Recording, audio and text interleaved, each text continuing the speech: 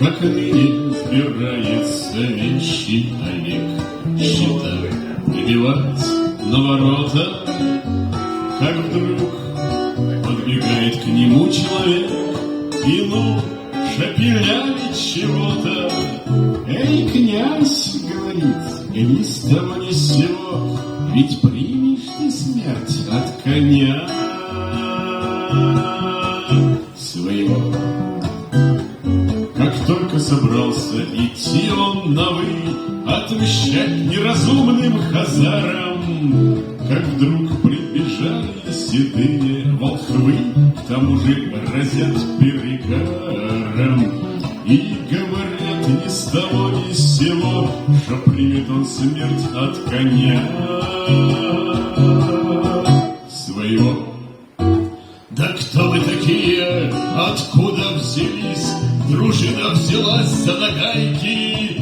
Напился старик, так пойди похмелись, и нечего рассказывать байки. И говорите ни с того ни с сего, что примет он смерть от коня своего».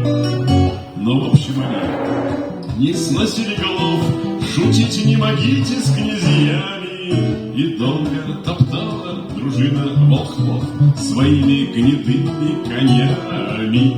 И ж говорят ни с того ни с сего, что примет он смерть от коня своего. А вещи Олег своими не гнул, да так, что никто и не пикнул. Лишь только один раз волхвов вспомянул, и так саркастически хмыкнул. Ну надо ж болтать ни с того ни с сего, что примет он смерть от коня своего. А вот он, мой конь, на века почил, один только череп остался, и князь преспокойно стопу возложил, и тут же на месте скончался. Злая гадюка кусила его, и принял смерть от коня своего.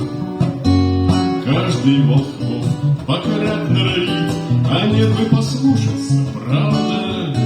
Олег бы послушал, еще один щит прибил бы к вратам Цареграда.